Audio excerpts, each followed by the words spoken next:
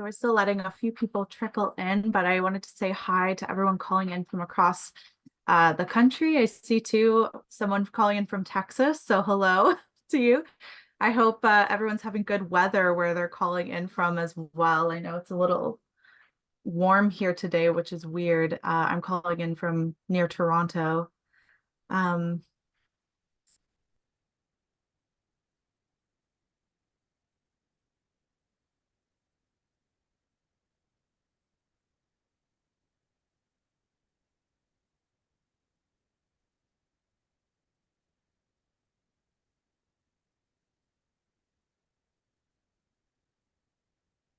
I'm speaking from all the way across Canada, West Coast, and I'm jealous that it's warm there where you are, Misha, because it's unbelievably cold where I am right now.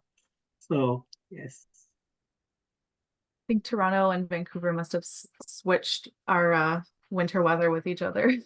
I agree. We have not had so much snow in a very long time.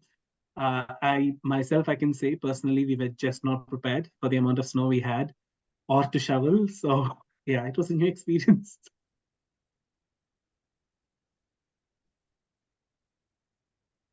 So, do we get started? Yeah, I think we can go ahead and get started. So happy to see so many folks joining us today.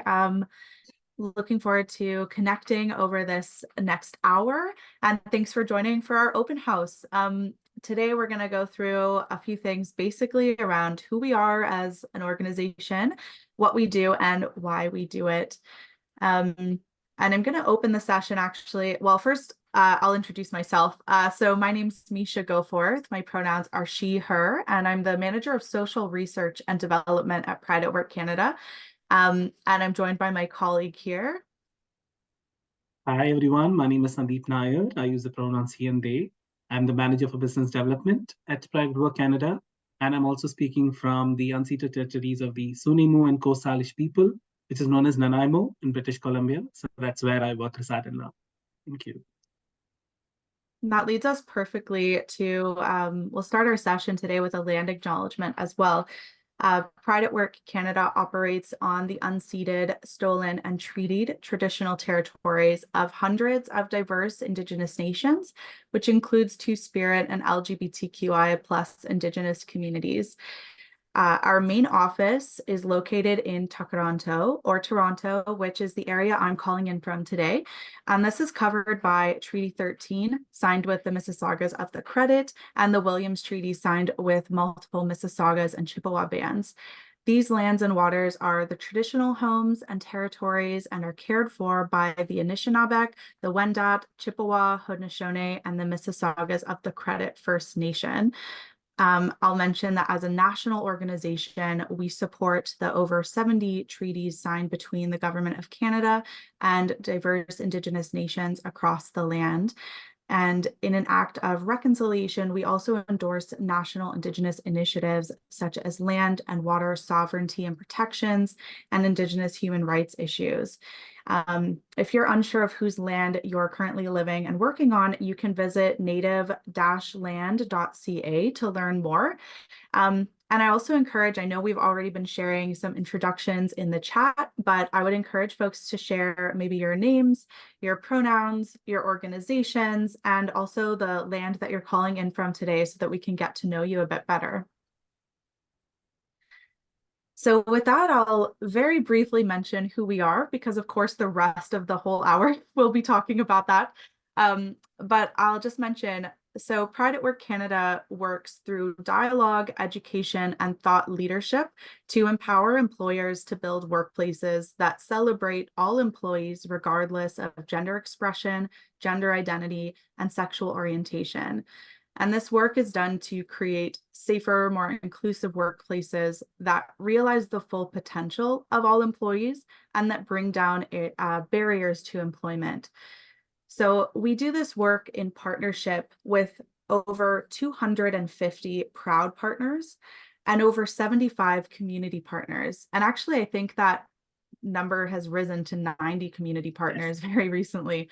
And so Our activities span from research, benchmarking, publications, events and activities happening across Canada, and overall working to engage 2S LGBTQI plus communities and human resource and diversity professionals.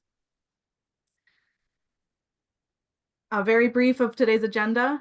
We'll talk about why we do the work that we do, go over some of the public programs that we offer, and cover a lot about the Proud Partner benefits as well. And we'll be sharing a lot of different resources throughout the time as well. So to start us off, I'm going to go over a bit about why we do the work that we do. Today in 2024, access to employment for 2S LGBTQI plus people is actually still so limited. This is due to a number of barriers and challenges related to housing inequality, a lack of supportive networks, significant earning inequalities, and challenges to mental health and well-being as well. These challenges, they bridge into the workplace.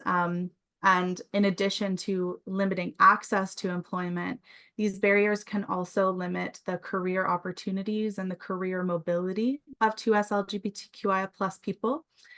And while most employers today are investing in DEI work, many are inconsistent or short-sighted in their inclusion strategies, which can create important gaps where 2S LGBTQI plus people and employees are left out of DEI efforts or marginalized in the workplace. And these issues are particularly true for trans and non-binary members of the community who have fewer protections in workplace policy, who have less access to relevant health benefit coverage in the workplace, and lower representation in the organization overall. Discrimination persists in workplaces even when good DEI work is happening. Of course, we're imperfect in the way that we do anything, but there's a lot that we can do to bridge some of the gaps that we're seeing in this work. So experiences of discrimination have direct impacts on the mental and social well-being of employees, and they prevent the ability of employees to be safe and productive in their workplaces.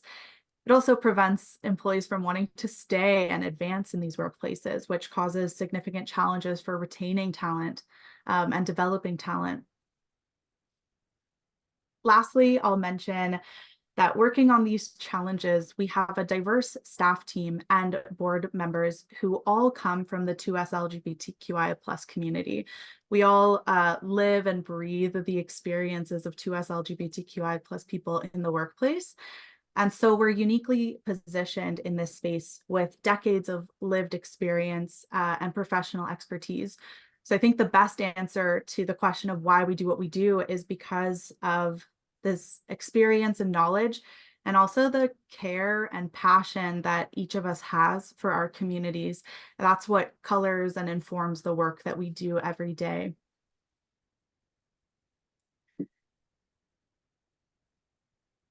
Next, I want to cover some of the things that you can look forward to as a member of our network. These following programs are all publicly available. And it's one of our these are our favorite ways, I think, to engage community and partners together. So first I'll mention our Pro Pride series, which is our signature series of in-person networking events that happen across the country over the course of the Pride season. And that is actually across the country as well as virtually. These events, in addition to being just a lot of fun, bring together corporate and community leaders to connect, to learn, and to celebrate and leave with new connections, sorry. So this is something, again, that happens over the Pride season. And leading up to that, we have a number of other events. We are looking forward very soon to our annual Fête de Neige event, or our Winter Pride event, which is upcoming in a few weeks on February 21st. This is an event which, in addition, again, to just being a lot of fun, is a great space for learning and connecting with other partners and community workers in Quebec. And this is specific for our partners who operate in Quebec. We also host 2 virtual networking spaces, one that's specific for trans, non-binary, and agender individuals, and one that is for queer women and non-binary people. And these are free and open to the public. They're one of the very few, if not only, spaces in Canada that are dedicated spaces for trans, non-binary, agender, and queer women to connect professionally. And I also like to mention that these spaces were actually created out of call from community, with folks in our network saying we don't have spaces where we can feel safe and comfortable to be ourselves in a professional networking environment, and we need that space. And so this was a great example of how our programming is informed every day by the real needs of community. And I can mention too that these are actually upcoming in the spring. So in, I believe, March and April, you can look forward to these. Spark is an annual event which brings together senior executives, DEI professionals, and talent acquisition professionals for a day of inspirational learning, networking, and innovating over a focused topic. And this year's topic is talent acquisition for the 2S LGBTQI plus community. So you can look forward to this event actually on April 17th, where we'll be working through many aspects of talent acquisition, from selection to talent development, as well as building new connections with others who are working in this area. We offer 2 leadership programs for 2S LGBTQI plus professionals, including Thrive and Flourish. So Thrive is a 10-week program for Two-Spirit, queer, and trans leaders that are on a management track in their workplace or in their careers. And that program is actually upcoming February 7th. So we're accepting applications now if you're interested. As well as Flourish, which is an 8-week program to support employee resource group leaders. And Flourish is one that happens in the fall. For these, I would mention that these are tailored to 2S LGBTQI plus community leaders who are looking for professional development opportunities that have real impact in their careers and that happen in affirming spaces. There's very few programs like this that exist in Canada. And so it's definitely worth taking a look at, especially if you're an individual who's looking for opportunities like that, or if you're a workplace employer looking for opportunities that are specific for their 2S LGBTQI plus employees and for developing that talent really strategically. Pride at Work Canada also has a long history of leading in research on 2S LGBTQI plus communities and employment in Canada. Most recently, we published this report here, Lead with Pride, which is it focuses on 2S LGBTQI plus leadership in Canada. And in this study, we were able to work with Two-Spirit, queer, and trans professionals who have already reached leadership positions in their careers to talk about the pathways that they took, including challenges and supports that exist along those paths. The research culminates to a set of 8 really practical recommendations for employers to basically smooth out and create those paths for queer, trans, and Two-Spirit professionals, employees in their workplaces to advance along their careers. I'll just mention that that report and several others are available on our website too. You can also tune into our podcast, Uncovering Belonging, which explores personal stories and unique voices on the journey to finding our authentic selves. This podcast talks to a lot of folks from across the community and also looks a lot at different intersections in the community there's like a lovely episode, one of my favorite episodes I'll mention, where a discussion with grandmother Kim Wheatley on returning to the heart. And heart just, it's such a affirming podcast to listen to. And you can also, I think, learn things that are relevant to your work in ways that you might not expect or you might not typically encounter when you're looking for DEI resources. The last program I want to mention is our newest program called Changemakers. So this program is launched just recently in honor of Pride at Work Canada's 15th anniversary. So we're hosting with Changemakers, we're hosting a celebration of 15 leaders from across the country who are making an impact on 2S LGBTQI plus inclusion in the workplace. And applications for this are actually open now on our website. So it's now the time to nominate a leader that you know, or to self-nominate as a change maker to be recognized in a campaign for your work in the community. And you can find this program and all the ones that I've mentioned already on our website. But with that, I'd like to pass it on to Sandeep to continue the conversation. Thank you so much, Misha, for setting the context for today's conversation. So, obviously, you heard all the wonderful work that we are doing at Pride at Work Canada, and none of this is possible without the support and collaboration from corporates and organizations such as yourself. But we also want to support your organizations, and that is possible through our proud partner network, where we have, like Misha mentioned, over 250 organizations who we support with. And the membership that you enroll into as part of this network comes with a lot of benefits as well. The first one I definitely want to highlight would be the ambassador program. This is again a unique, I would say, regional group of series of regional groups where you could nominate representatives from each of the say areas that your offices have positioned. Like we have ambassador program in Toronto, one in Montreal, one in Vancouver, and Ottawa, in Calgary, Winnipeg, different area regions where you could nominate employees from these regions to be part of the ambassador program. They have an opportunity to network with other individuals from other corporates, share best practices, learn what is working best for their organization. They don't need to necessarily reinvent the wheel. They just will get to educate and learn from each other.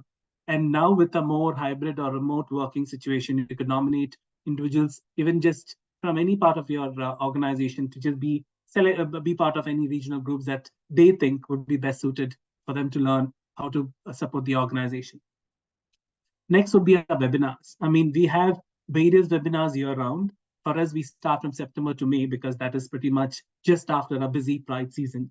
So that's why we looked at September to May as our webinars. We have done webinars on various topics, both in English and French. And then the topics would be intersectionality within the 2S LGBTQI plus community, bisexual inclusion in the workplace, two-spirit inclusion in the workplace, trans inclusion in the workplace, how to affirm workplaces specifically for 2S LGBTQI plus elders. But these are ways that organizations can not only learn, but also engage the employees. Because organizations who are part of a network get unlimited access for employees in these webinars. You can nominate any number of people from your organization to be part of these webinars. A couple of pro tips or hot tips we could provide is in which ways organizations leverage this particular webinars is hosting it in terms of having it as a lunch and learn, where you bring a group of people together to view the webinar, then probably having a discussion on the topic. It could also be ways where, as members, if you're not available to attend the live webinar, you can get a recording of the webinars as well. All you need to do is just reach out to one of our, I would say, business development executives or coordinators here at Proud of Work Canada who are always happy to help you. Then there is benchmarking. This is something that Misha leads. So, but I just want to add one of the best ways for you to, I would say, evaluate where you are in terms of a inclusion journey in your organization is Pride at Work Canada's workplace audit. When we say audit, people think, oh, it's a very complicated project or a program. It's very simple in terms of actually answering, I would say, 37 quick questions in which we would be able to understand where you are in the inclusion journey across different areas, like policies and procedures, your benefits, your employee demographics, your ERG structure, strategy, leadership, supply diversity, training and development, your market positioning, community outreach, Each of these areas are looked at individually to analyze in which of these areas you're already meeting global best practices and which of the areas there's still room for improvement. And we would also provide you with a report highlighting these aspects and also provide recommendations on what has best worked for other organizations to meet these best practices. And anything specific to add on this, Misha, since you're leading this project? Now, just to mention that the process is quote unquote easy. Audits are fun. No, but the report that comes out of it goes very strategically through multiple areas of the organization. And it also culminates to a debrief and strategy session with me or another staff member who can help employers strategize which pieces work best in the coming year or which recommendations need a bit more time to take place. So there's a wealth of information that comes along with participating in this benchmarking activity. Thank you. Thank you so much for highlighting that. Next is a partner page. As members, you do get an opportunity to showcase your great work in our website. There is a dedicated partner page on our website which highlights each of our proud partners. And this is an opportunity for you to have this page both in English and in French because we are a national organization. Our website is also bilingual, which has both information in English and in French. These are opportunities for you to highlight your leaders, having a photograph or a quote from a senior leader, even showcasing in terms of the work that you're doing to your commitment to your inclusion, to even probably providing your accomplishments, like the awards that you might be winning in terms of being a top employee or employer in the country. Things like that is something you can always highlight on this page. This particular partner page would help the people from the community know and understand which are these inclusive organizations, what are the steps you're taking, and probably look at being part of the organizations because they want to be working with an inclusive organization. But along with the partner page comes another aspect is a job board. So job board is where we would be connecting our job board, which is there on our website, with the partner pages, say, I would say career page. It is a very simple process where our communication team will be able to speak to your communication team and just link your career page with our job board to an RSS feed or XML feed. It's a very simple process, but this particular aspect is going to be helping organizations let the community know what are the job openings that's open in these inclusive organizations, what are certain aspects that they need to look at. Organizations, they reach out to us to understand, okay, how best can they tap into the talent pool. Job board is also a way where the community is going to be benefiting from it, understanding which are these organizations, what are the opportunities available in these organizations. There's always different ways you could engage with us and learn more about the job board. You can always reach out to us. There's always ongoing advice and consulting as part of the membership that you get. As proud partners, you get 2 hours of free consulting every year of your membership that you can utilize.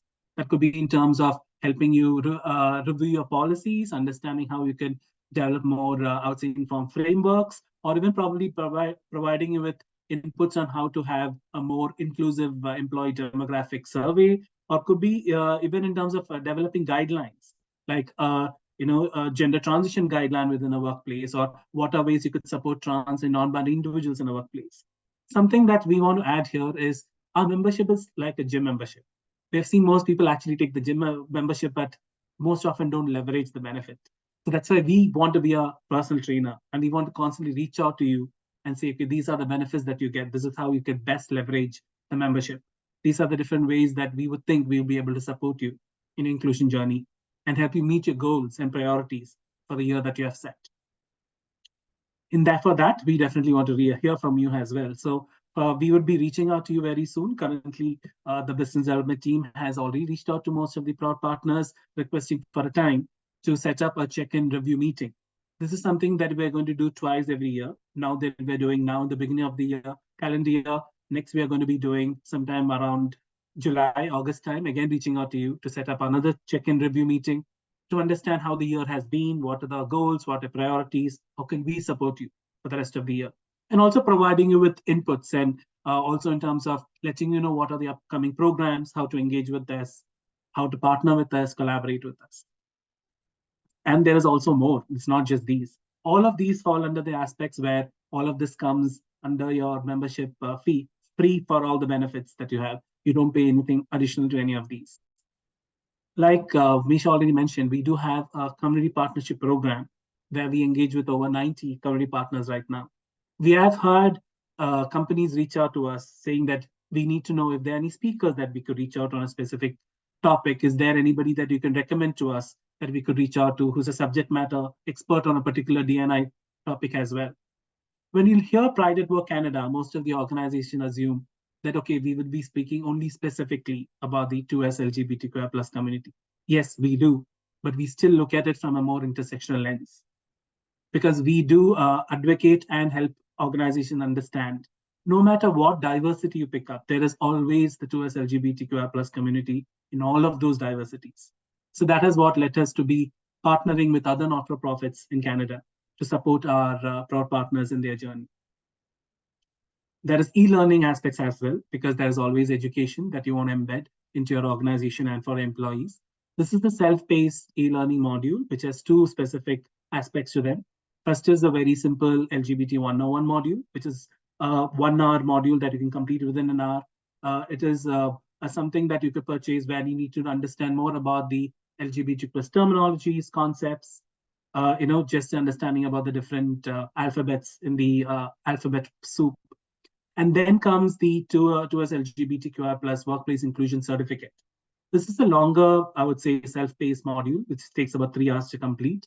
And then in this, you learn not only about the first LGBT 101 module, but also there are 4 other modules along with it, which would help you understand about how to have an informative and inclusive ERG, how in terms of what does a good and visible allyship look like, what are ways you can support your loved ones, peers, colleagues within an organization, and also in terms of what you could do to continue your learning and education about the 2S LGBTQI plus community. We have had a lot of organizations even embed this as part of their onboarding for the new employees.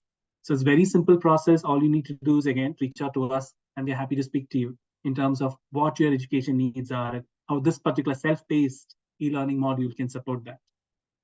But there are also situations where probably there are individuals who want to have a more facilitated and more interactive sessions, not a self-paced module. Self-paced module is something that they take their own time to complete, but this is a more structured, I would say, in-person or virtual training session. There are various topics that you can reach out to us on. One of the most sought after topic is making meaningful connections, effective communication for 2S LGBTQI plus inclusion. I can add to that we have done these sessions, at least more than 300 sessions of this in the just last 2 years. So many organizations have come back to us saying it has had a very positive impact on them. People have understood how to be allies, how to continue the inclusion journey, not just personally, but also in a workplace. We could do these sessions both virtually and in person now. Since the pandemic, we have opened up to being more in person. But again, there's limited in terms of the availability of the facilitator and depending on the location of where your office is placed and where you want to have these sessions. But the virtual sessions have also been quite impactful. This is a quick 60 to 90 minutes section with participant Q&A, interactions, and engagement. The other topics are trans and non-binary inclusion in the workplace, rainbow washing, issues and remedies, hiring across all spectrums, broadening opportunities for 2S LGBTQI plus job seekers. The hiring across all spectrums is something that we have seen has also been beneficial, specifically for the HR and hiring talent acquisition teams. These are ways you can always educate your employees and take your inclusion journey forward. Then we have sponsorship opportunities. It is not just about, I would say, embedding DNI into your organization, but also showcasing that externally. Ways in which you can profile your organization as an inclusive organization, showcase a commitment in terms of your commitment to, I would say, empower the 2S LGBTQ plus community in Canada. And that could be done in various aspects. You could partner with us or collaborate in the programs with Misha already mentioned. Like, for example, the Spark, which is happening on April 17th, is open for sponsorship. Change Makers is a digital campaign, which is open for sponsorship as well. Change Makers is a program where you could have a visibility year round. It is something where we are going to be having the launch of the program very soon.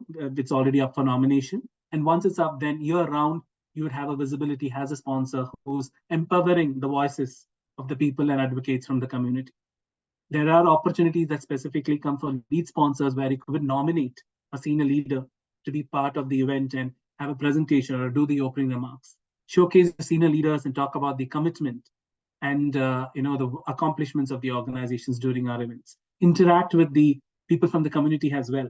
An organization can always showcase and open up avenues for people from the community to learn about job opportunities, mentoring, and coaching programs while just participating in our events. With that, I want to just pause here to ask if anybody has any questions, any reflections, any specific actions that you think we could support you in or in your inclusion journey.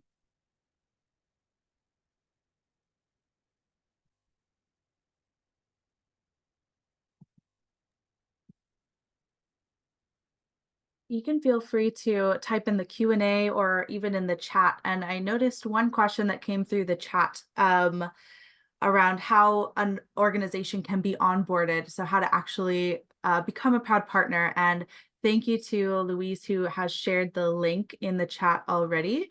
Through our website, there's you can go to get involved and become a proud partner there.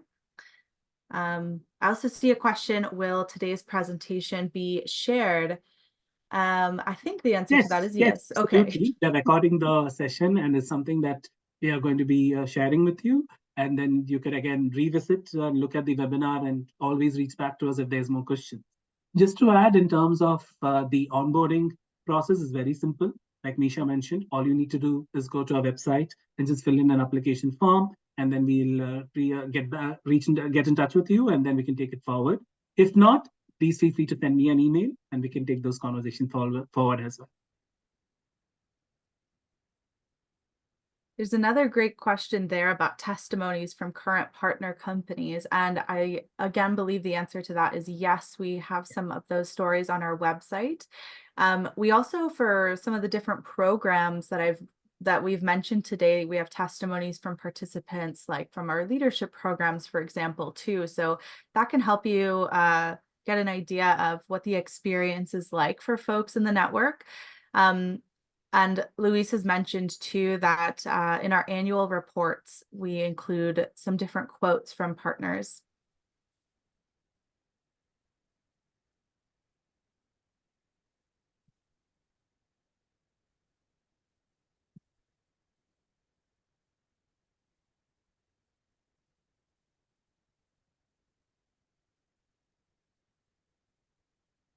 Yes, we do work with smaller companies or people that work as consultants for themselves as well. In terms of smaller companies, again, depends in terms of which, I would say, where you are in inclusion journey. Sometimes the engagement need not necessarily be in terms of partnership with Pride Over Canada. It could be specifically in terms of where we are providing you with consulting services as well. Supporting with smaller organizations, understanding what their needs are. Because Pride Over Canada's, I would say, partnership comes with a lot of benefits. Maybe for smaller organizations, they are not being able to leverage all those benefits. So we would definitely support these organizations to get to a level where they think they are able to benefit from all these, I would say, various benefits we already have. And then we will get them into the network. Otherwise, always open to consulting services, any kind of an input that you would want in terms of inclusion journey. Our capacity for conducting audits, that is something, again, Misha is doing. I think we have been conducting a lot of audits for our partner organizations and non-partners who actually reach out to us as well. But anything specific to add on that, Misha, in terms of capacity? Yeah, so generally, I would say the audit is the way it functions is almost like a questionnaire, a very in-depth questionnaire that would be filled out by a company participant, maybe an HR or DEI professional, sometimes an ERG leader. And then that comes back to us for an assessment. And the assessment typically takes 2 to 4 weeks. Sometimes I'll do 4 to 5 audits in a month, sometimes more, sometimes less. So we have a good amount of capacity. And as I mentioned, that it always, the process always ends with a debrief and strategy session. And then I also like to keep in contact with folks afterwards for check-ins and touching base on different resources that are needed, kind of further down the line too. I'll take the next question in terms of what's the difference between a proud partner and community partner. Community partners are basically not-for-profits in not-for-profit organizations in Canada who specifically have a mandate when it comes to towards LGBTQI plus supporting the towards LGBTQI plus community.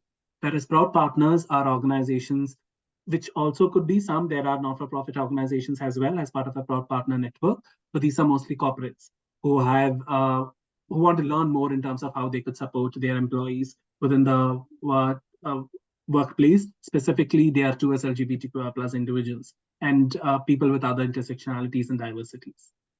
There's a question in terms of highlight from the research, Misha. Do you want to take on that?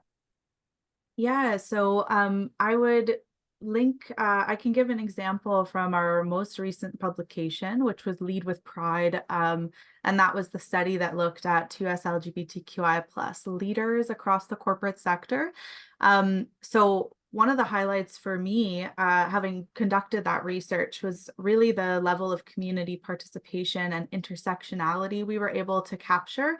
And that means that when you go through the study, you'll read not just findings and learnings about the 2S LGBTQI plus community very broadly, but the report goes quite in depth for the experiences of folks in the community who are Black, who are Indigenous, who are non-Black and racialized, folks with disabilities, and folks with immigrant backgrounds.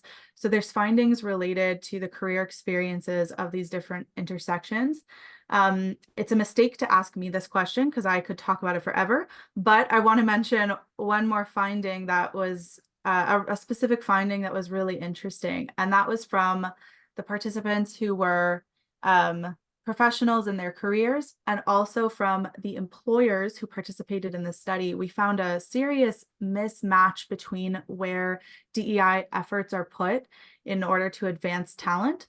So where queer, trans, and two-spirit folks reported that being included in succession planning, having more opportunities for professional development, having access to mentorship and sponsorship were the things that made the biggest differences in their careers.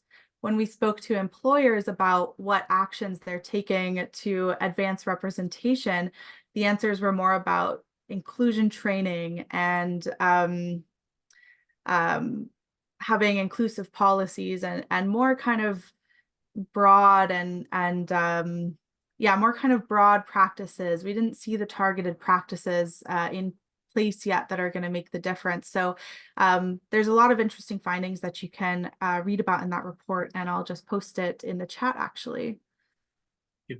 There's a question in the Q&A in terms of is the access to job boards only for partners or even not, can non-partners also pay and utilize a job board? The access to job board is only for partners. That is something that we have kept very unique because we want to be able to, I would say, analyze or even understand whether these organizations who are posting the jobs in the job board have taken the right steps to, I would say, support the candidates that they're going to be hiring as part of their hiring process, whether they have taken the right aspect of having inclusive benefits, policies, the corporate culture, because it's not just about hiring somebody, it's also retaining that individual. With our pro partners, we are able to support them in ensuring that not only they are posting the job openings, but also taking the right steps to hire and retain these employees that they're going to be hiring. That is why it is not something that we would be opening up to non-partners, because we won't be able to support the organization in looking at inclusion from a 360-degree view. All of the areas are not just having just a hiring aspect. That is something that we have kept very unique only to our proud partners. In terms of access to tools and resources as proud partners, yes, all your employees do get access to all our, I would say, webinars. The recording of the webinar is always available for any of the topics that I mentioned today and more. If there's anything that is of interest, you can always reach out to us. Happy to share the recording of the webinar if we have done a webinar on the topic, provide you with the latest tools, resources, access to even, I would say, subject matter experts if there are specific topics you're looking at, policy templates, even in terms of, I'll say, quick conversations with us. Like that would be something that always you could use as a value added engagement. Because if there is anybody from a ERG or HR team or a leadership team saying like, can I just speak to somebody, have a quick query on this particular topic, they can always reach out to us over email or even have a quick call on Zoom or MS Teams, whichever is convenient for them.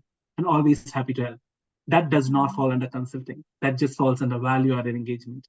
we want to be a trusted inclusion partner in inclusion journey.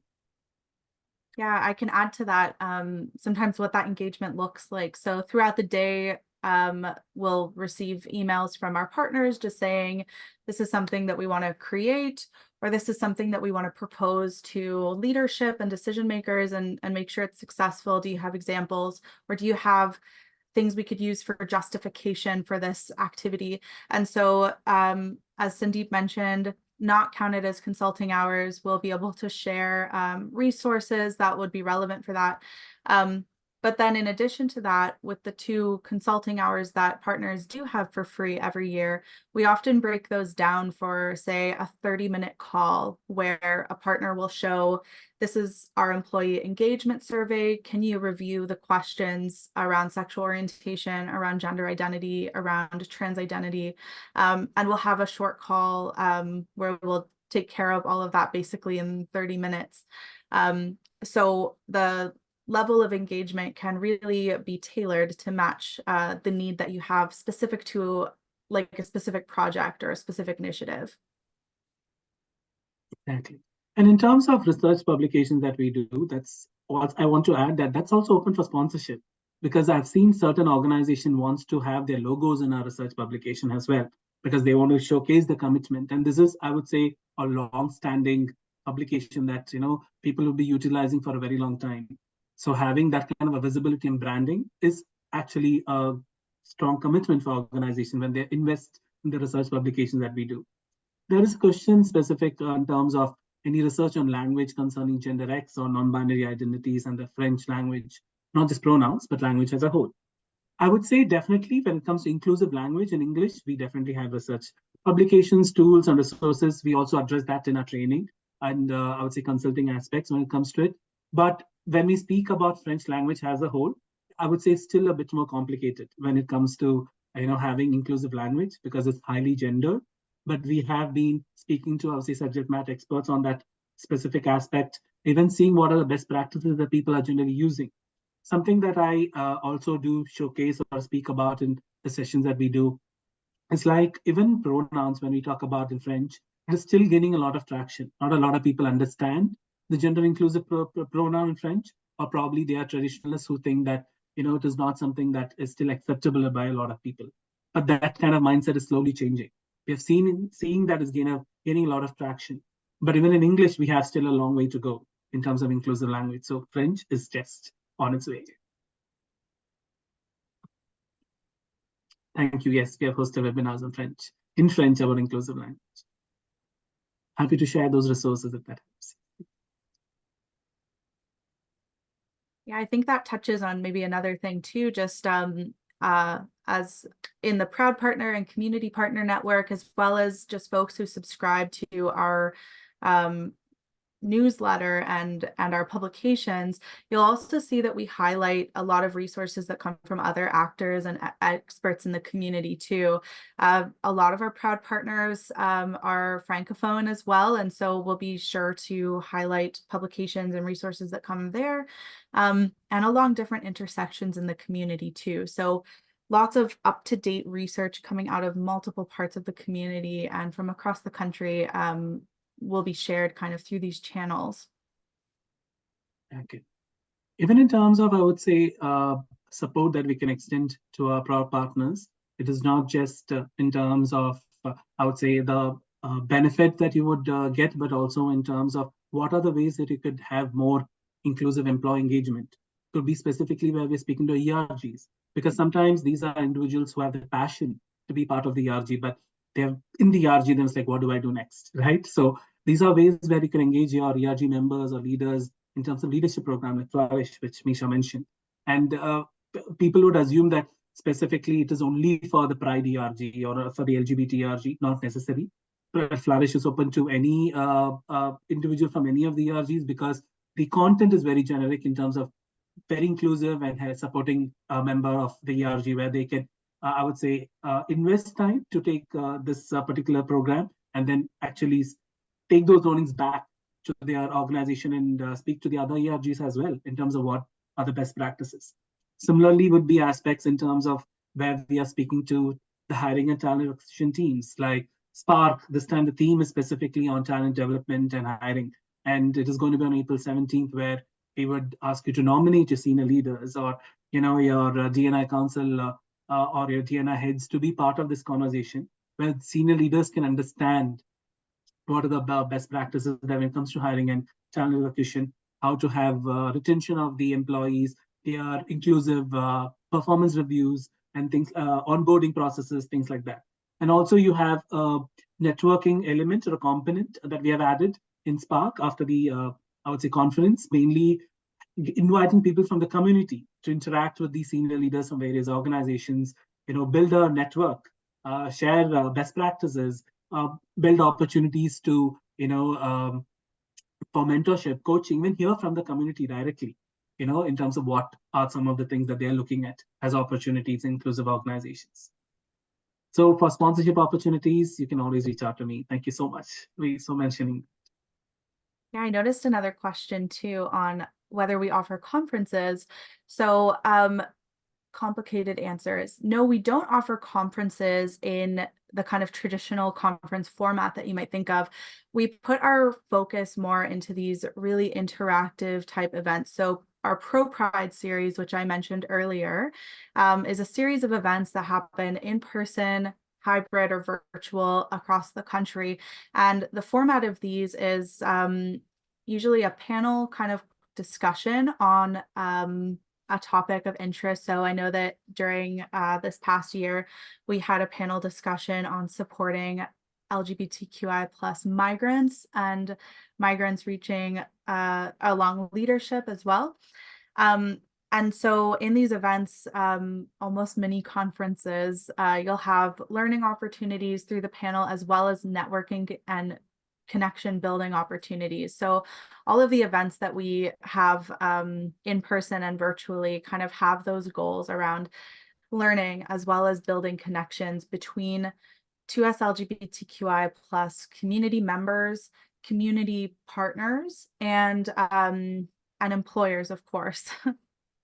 Definitely. And when we look at putting these conferences or events together, we look at it from a more holistic view, making sure that it's accessible. In terms of accessibility aspects is something we do have. We do at Pride Over Canada have our own developed action plans, which we agree to has, I would say, guiding principles. So for example, our event is ensured that we have subtitles in the videos, we have live captions when somebody's speaking, in terms of accessibility to ensure that the venue is accessible for people using mobility devices, even in terms of having volunteers who's going to be supporting participants. One of the aspects I want to add is when we had Spark in 2023, there was a particular individual who mentioned that this was one of the most inclusive event that they attended, and that is one of the biggest compliments that we have ever received at Pride Over Canada, and that is what we want to still adhere to has in terms of ensuring that we're meeting those practices and having everybody feel belonged, valued, and welcome in our events, in our conferences, any, I would say, programs that we're putting together, online or in person. I think Spark is a really good example of the kind of mini conference that we host, and it's an event with really specific learning goals, getting the right people in the room related to those goals and creating a space not just where you're hearing and listening and learning so that you have your own takeaways, but that you're collaborating in a space with other folks who are working on these issues to leave with solutions that are forward thinking and that are answering some of the challenges that you're facing in your workplace related to, well, this year, the topic being talent acquisition. So again, from selection to talent development, all of these topics are going to be focused on kind of in this creative, innovative space way. So definitely, I encourage you to look into the Spark event, which will be hosted in Toronto, I should mention. Yes, thank you. Before we continue with more questions, I just quickly want to also share some of the resources that we have that can support you. Obviously, our upcoming webinars are our Digital Safety for Inclusive Organizations Part 1, which is going to be on February 7th. It's a partners only webinar, meaning there's a very dedicated webinar open only to our partners. Then there is our rendezvous, which Misha mentioned is one of our networking opportunity is going to be happening on February 13th. It is a virtual, again, networking opportunity, always welcome for people with specific, I would say, queer, women, non-binary identities to be participating in this. Then we have the webinar of digital safety for inclusive organizations, part two, on February 14th. It's again a very specific, I would say, proud partner event. The more events that we have, be it our webinars, our programs, etc., everything's visible, that's visible and accessible for you to view on our website, specifically in the events page. There are research publications that we have developed, not just the one that Misha mentioned, but there are other things too, like building evidence-based economic health and social equities faced by true LGBTQ plus individuals in Canada, creating authentic spaces. These are things that we have even from our proud partners who have utilized, and community partners who have developed these. So any kind of resource guides, we are happy to source them for you as well on any specific topic that you have. And then apart from that is just a quick bibliography about the organizations, about certain, I would say, references of statistics that were mentioned in this particular slide. With that, this is the contact information for myself and Misha, and you can reach out to us and with any more questions, if you have any other queries, and also in terms of if there's any opportunities for you to partner, collaborate with us, please feel free to reach out to me anytime. But there still there is a couple more minutes. If you have questions, happy to take more.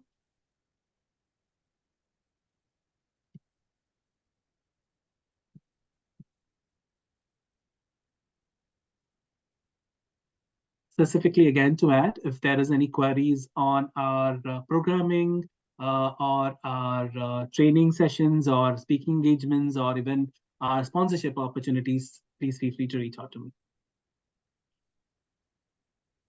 Thank you so much. It was lovely having you. Thank you.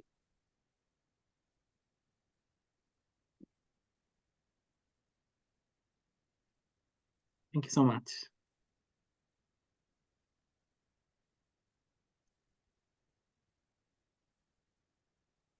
Thank you. Thanks so much for your participation. We really look forward to connecting with you after this and in our future events as well. Thank you.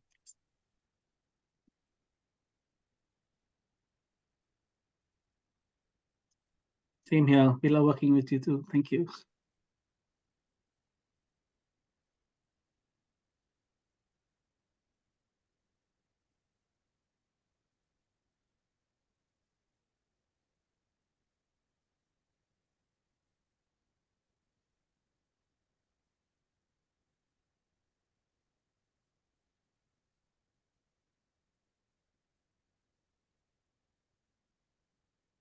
Thank you.